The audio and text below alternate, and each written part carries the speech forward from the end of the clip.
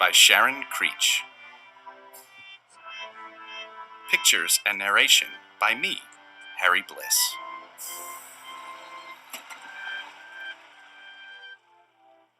In the story you are about to read, you will hear this sound. This is the sound of a page turning. When you hear it, you will know it is time to turn the page. Now turn to the first page of the story.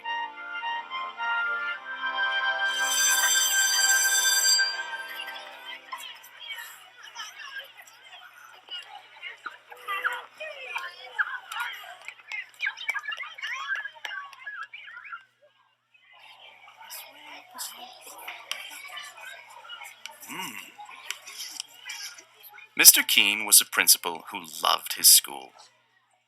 Every morning, he strolled down the hallway and saw the children in their classes. He saw them learning shapes and colors and numbers and letters. He saw them reading and writing and drawing and painting. He saw them making dinosaurs and forts and pyramids. "Oh," he would say, "aren't these fine children? Aren't these fine teachers? Isn't this a fine, fine school?"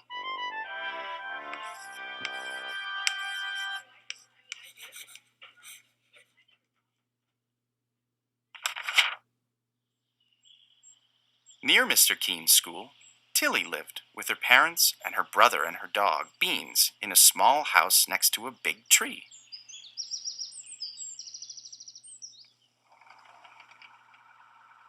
On Mondays and Tuesdays, and Wednesdays and Thursdays, and Fridays, Tilly went off to school.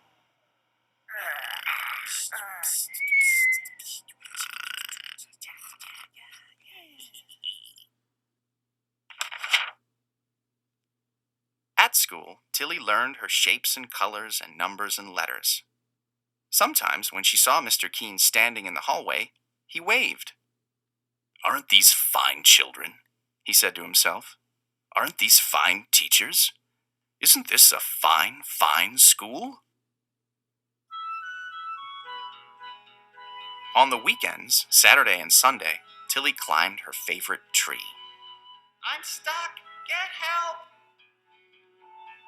And she took Beans on walks and threw him sticks. "Let go now, Beans!" And she pushed her brother on a swing and tried to teach him how to skip. Be one with the skip.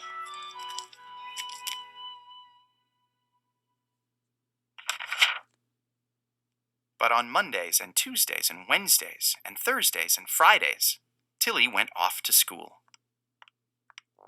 Beans and her brother did not like to see her go. "Hurry, hurry, hurry home," her brother called.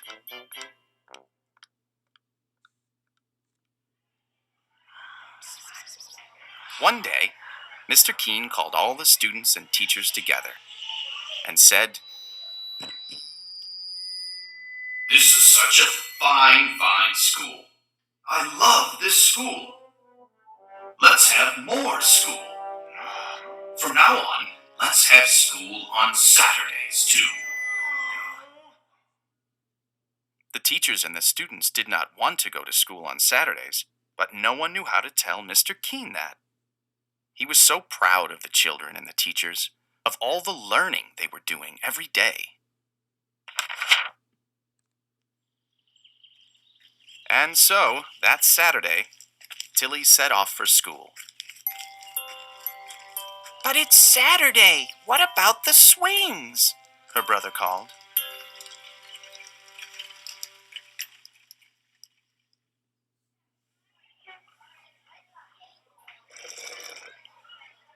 The following month, Mr. Keene announced, "This is such a fine, fine school. I love this school. Let's have more school. From now on, let's have school on Sundays, too." The teachers and the students did not want to go to school on Sundays, but no one knew how to tell Mr. Keene that. He was so proud of the children and the teachers, of all the learning they were doing every day. And so, that Sunday, Tilly set off for school. But it's Sunday! What about the skipping? Her brother called.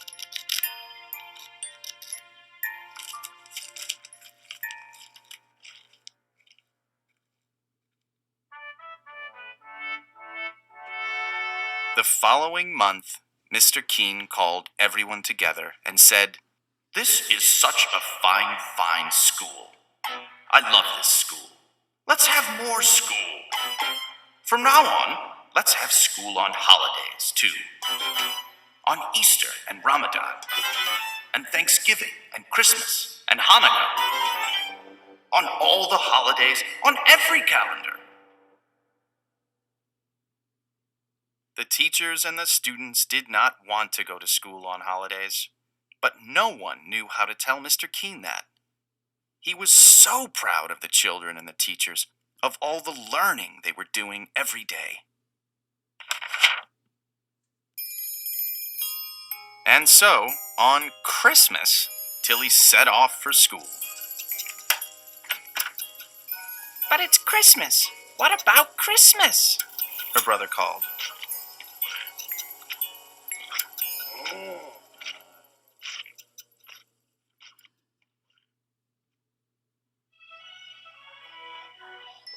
The following month, Mr. Keene called everyone together and said, "This is such a fine, fine school.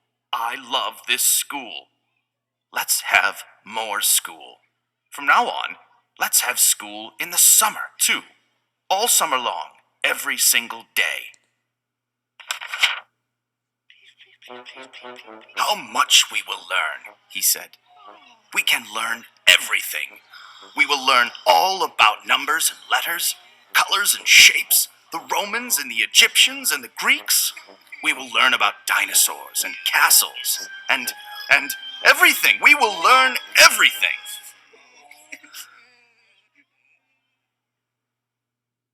The teachers and the students did not want to go to school on Saturdays and Sundays and holidays and all summer long, every single day. But no one knew how to tell Mr. Keene that. He was so proud of the children and the teachers, of all the learning they were doing every day.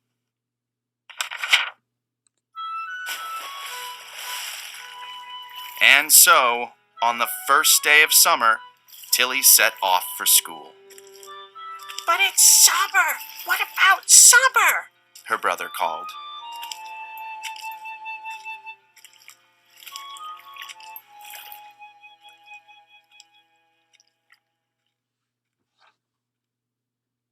And that day, Tilly went to see Mr. Keene. She stood in his office in front of his desk. "What a fine, fine school this is," Mr. Keene said.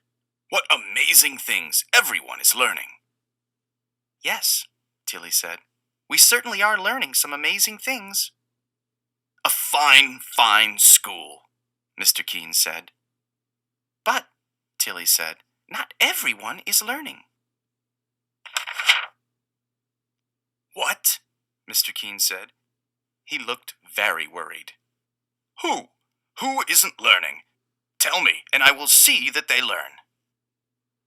"My dog, Beans, hasn't learned how to sit," Tilly said, "and he hasn't learned how to jump over the creek." "Oh," Mr. Keene said. "And my little brother hasn't learned how to swing or skip." "Oh," Mr. Keene said. "Wrong way, Beans."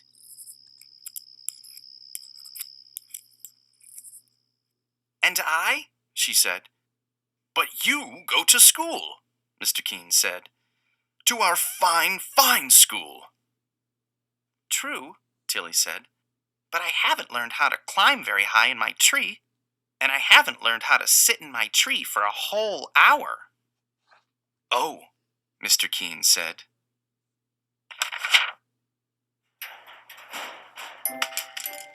That day, Mr. Keene walked up and down the halls, looking at the children and the teachers. Up and down he walked, up and down, up and down.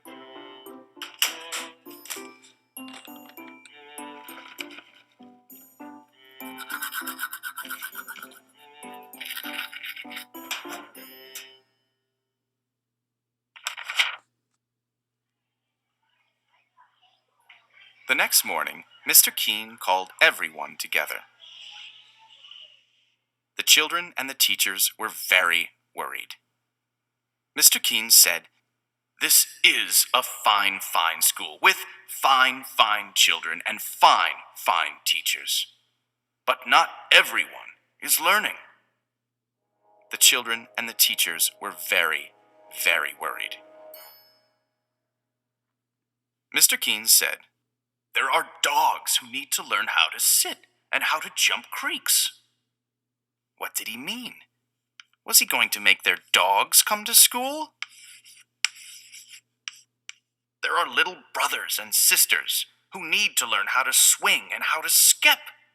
What did he mean? Was he going to make their younger brothers and sisters come to school too? The children and the teachers were very, very, very worried.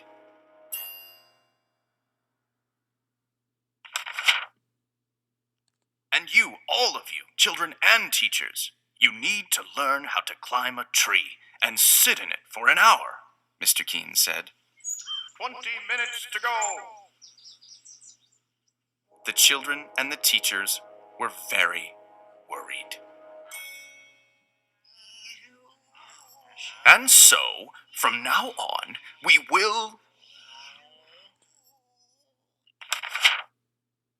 not have school on Saturdays or Sundays or holidays or in the summer.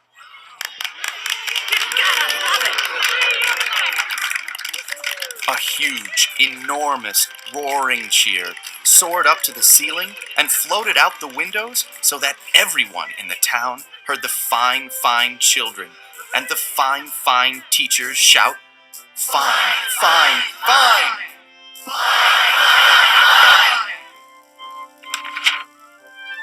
And the fine, fine children and the fine, fine teachers lifted Mr. Keene up, and they carried him down the hallway and out the doors and through the town, up and down, in and out. And everywhere they went, the people said, "What a fine, fine school, with such fine, fine teachers, and fine, fine children, and a fine, fine principal."